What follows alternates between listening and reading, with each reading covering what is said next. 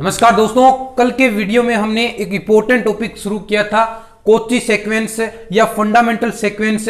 मैंने आपको इसकी डेफिनेशन बताई थी कि कोची सीक्वेंस क्या होता है, कोची अनुक्रम या मूल अनुक्रम क्या होता है। डेफिनेशन के बारे में थोड़ा सा बता दूं कि एक ऐसा सीक्वेंस कोची अनुक्रम कहलाएगा यदि एप्सिलॉन ग्रेटर देन 0 के संगत एक अननोट ऐसा धन पूर्णांक विद्यमान हो जिसके लिए xn minus xm less than epsilon हो, जहां पर n greater than n naught है और जो आपका अन नोट है वो भी क्या है, m से बड़ा है। ये चीजें हमने पढ़ी थी और ये हमने डेफिनेशन बताई थी।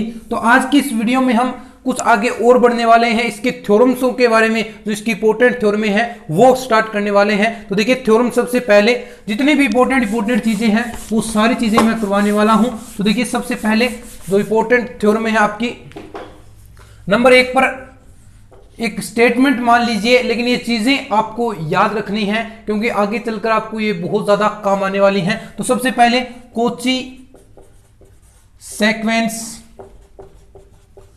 Is bounded.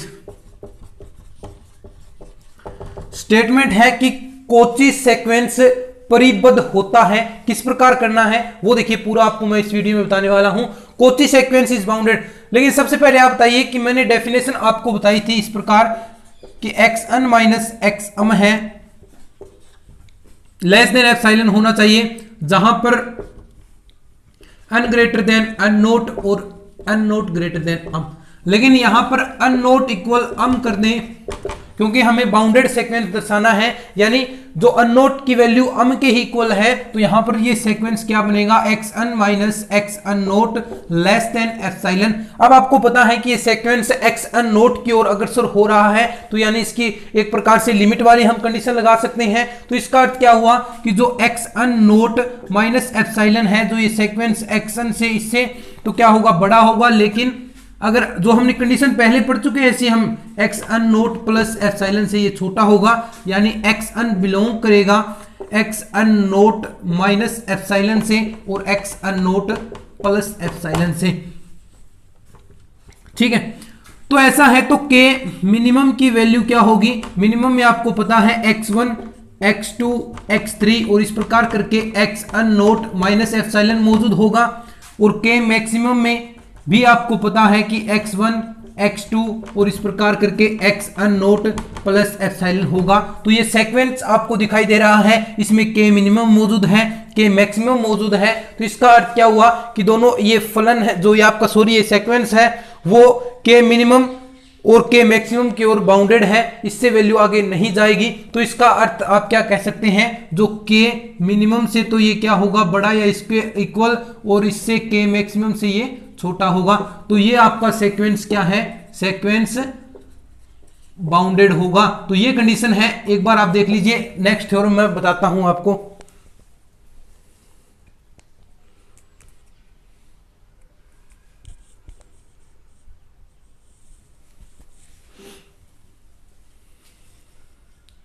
ठीक है, अब देखिए दूसरी theorem.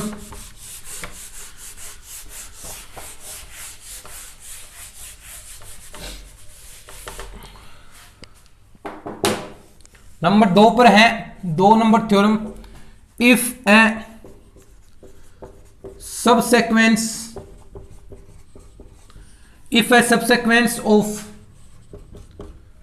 Of the Kochi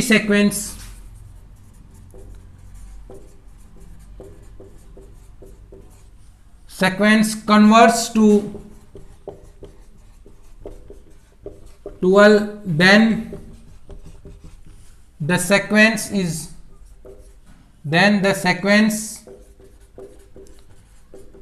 is also converts 12। देखिए स्टेटमेंट मैंने लिख दिया है थ्योरम का। क्या कहता है स्टेटमेंट, ध्यान से देखिए कि आपके पास कोई सबसीक्वेंस उपानुक्रम है कोची सीक्वेंस का, अगर वह अल की ओर अग्रसर है तो हमें प्रूफ करना है कि इसका जो कन्वर्स टू अल, जो खुद कोची सीक्वेंस है वो भी अल की ओर अग्रसर होगा। मान लीजिए प्रूफ देखिए इस थ्योरम का, इंपॉर्टेंट थ्योरम है। देखिए ये चीजें आपसे एग्जाम में शायद न पूछे जाएं, लेकिन जब आप आगे इससे आगे और बढ़ेंगे, क्वेश्चन सोल्व करेंगे, तब आपको ये छोटी छोटी चीजें, अगर आपको स्टेटमेंट याद है, कहीं पर कंडीशन आ गई कि आपको यहां पर सीक्वेंस बाउंडेड कोची सीक्वेंस का आ गया, तो आपको ध्यान में होना चाहिए कि कोची सीक्वेंस क्या होगा, बाउंडेड होगा।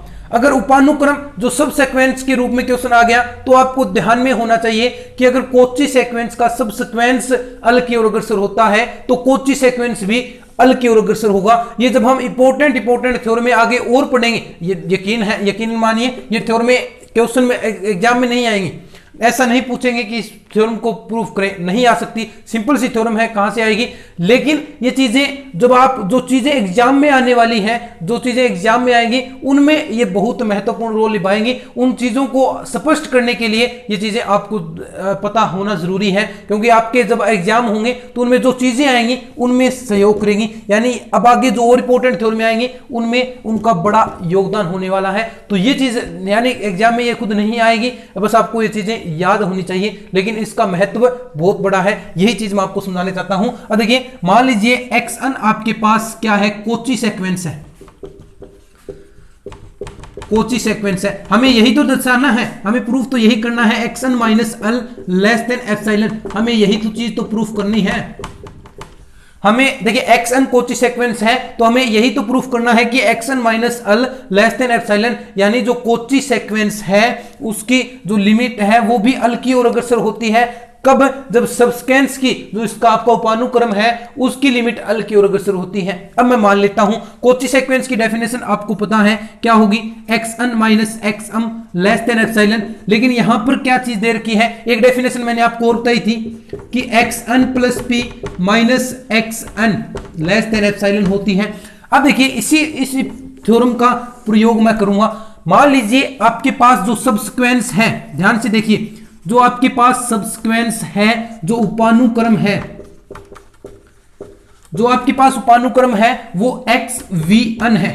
ठीक है, हम तो यही तो पढ़ते आए हैं कि xvn सबस्क्वेंस होता है, ये आपके पास उपानुक्रम है। अगर मैं इस चीज का इस इक्वेशन में, क्योंकि ये क्या है, सबस्क्वेंस ऑफ द कोची सीक्वेंस, यानी ये कोची सीक्वेंस की प्रॉपर्टीज की पालना करेगा, तो यानी xvn minus xn less than epsilon होगा या नहीं होगा। मैं मान लेता हूं इसे ये लेस देन एप्सिलॉन बाई 2 है, क्योंकि एप्सिलॉन बाई 2 करेंगे तो एप्सिलॉन हो जाएगा, इस चीज से कोई फर्क नहीं पड़ता। आप एप्सिलॉन मान लीजिए तो आगे योग करेंगे तो 2 एप्सिलॉन हो जाएगा, तो 2 एप्सिलॉन या इक्वल एप्सिलॉन एक ही बात होती है।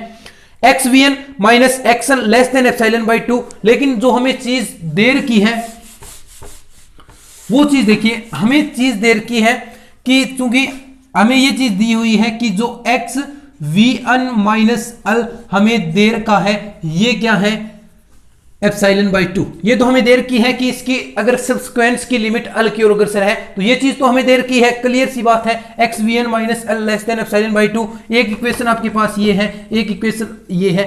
आपको प्रूफ करना है जो कोची सीक्वेंस है xn minus l less than epsilon, जो भी चीज वैल्यू आए, ये आपको प्रूफ करना है। तो इसके लिए देखिए xn तो आपके पास ऐसा का ऐसा है माइनस अल, क्योंकि हमने कुछ किया ही नहीं, ये चीज बराबर है। लेकिन मैं इसमें ऐड कर देता हूं, प्लस xvn ऐड कर दिया और माइनस xvn कैंसिल हो जाएगा, एक ही बात है, हमने थोड़ा सा ऐड किया इसमें। अब देखिए आपके पास कुछ वैल्यूज आएंगी, अगर मैं इस चीज को लेता हूं xvn और यहां पर मैं चिन्ह भी परिवर्तित कर देता हूं, तो क्या होगा, क्योंकि मोड के अंदर है, आप साइन कोई सा भी ले सकते हैं, तो xvn माइनस xn प्लस में आपके पास xvn माइनस अल, दोनों की वैल्यू आपके पास है दोस्तों। क्या है, देखिए xn माइनस अल आपके पास हो गया, इक्वल हो गया xvn माइनस xn की वैल्यू आपको दिखाई दे रही होगी, मुझे दिखाई दे रही है, एप्सिलॉन बाई 2 है और ये एप्सिलॉन बाई 2 हो गई, प्लस आपको एक वैल्यू और दिखाई दे रही होगी xvn जो हमें दे रखी है, क्योंकि ये लिमिट की प्रॉपर्टी हमने लगाई है, प्लस एप्सिलॉन बाई 2, और आपको लास्ट में एक रिजल्ट दिखाई दे रहा होगा xn माइनस अल अगर दोनों का ऐड होगा तो वो चीज लेस देन एप्सिलॉन होगी, और लेस देन एप्सिलॉन है ये कोची सीक्वेंस है, अल की ओर अग्रसर हो रहा है। ये आपके पास इसका सबसीक्वेंस था, ये भी अल की ओर अग्रसर हो रहा था। आपकी थ्योरम का स्टेटमेंट था कि कोई सबसीक्वेंस किसी कोची सीक्वेंस का अल की ओर अग्रसर होता है तो वो खुद कोची सीक्वेंस भी अल की ओर अग्रसर होगा। तो ये आपका स्टेटमेंट था और ये आपकी थ्योरम थी। तो यही आपको चीज प्रूफ करनी थी कि xn माइनस भी एक्सन माइनस अल भी क्या होगा, या जो सीक्वेंस है वो भी लिमिट अल की ओर अग्रसर होगा। तो ये आपकी थ्योरम थी। पहली चीज आपको देखिए मैं पहले ही बता चुका हूं कि आपसे एग्जाम में ऐसे क्वेश्चन नहीं आएंगे, रेयर के बराबर केसेस है आने के, थोड़ा बहुत आ सकता है, लेकिन ये चीजें आपको याद है तो आपको जो आप इंपॉर्टेंट जो थ्योरम आगे आने वाली हैं, जो और भी मैं आपको थ्योरम कराऊंगा, उनमें इन थ्योरमों का बहुत बड़ा रोल होने वाला है। तो इन थ्योरमों को आपको अच्छी तरीके से पढ़ना है, लाइटली बिल्कुल भी नहीं लेना है। तो ये चीजें दो थ्योरम बताई है। नंबर एक कि कोची सीक्वेंस क्या होगी, बाउंडेड होगी, ठीक है। दूसरी चीज बताई कि अगर कोई कोची सीक्वेंस है उसका सबसीक्वेंस, कोची सीक्वेंस का सबसीक्वेंस की जो लिमिट है वो अल है, तो जो सीक्वेंस होगा, जो कोची सीक्वेंस होगा, उसकी भी लिमिट अल होगी, ठीक है दोस्तों। तो ये दो थ्योरम मैंने आज की इस वीडियो में बताई है। तो आज की इस वीडियो में इतना ही। अगर ये वीडियो आपको अच्छा लगा है, इससे कुछ आपको नॉलेज मिला है, तो इस वीडियो को लाइक कर दीजिए, अपने दोस्तों के साथ शेयर करना न भूलें, क्योंकि इस तरह के यूजफुल वीडियोस हम आपके लिए लाते रहते हैं। मैं मिलता हूं फिर इस तरह के और नई वीडियोस के साथ, तब तक के लिए धन्यवाद। जय हिंद, जय भारत।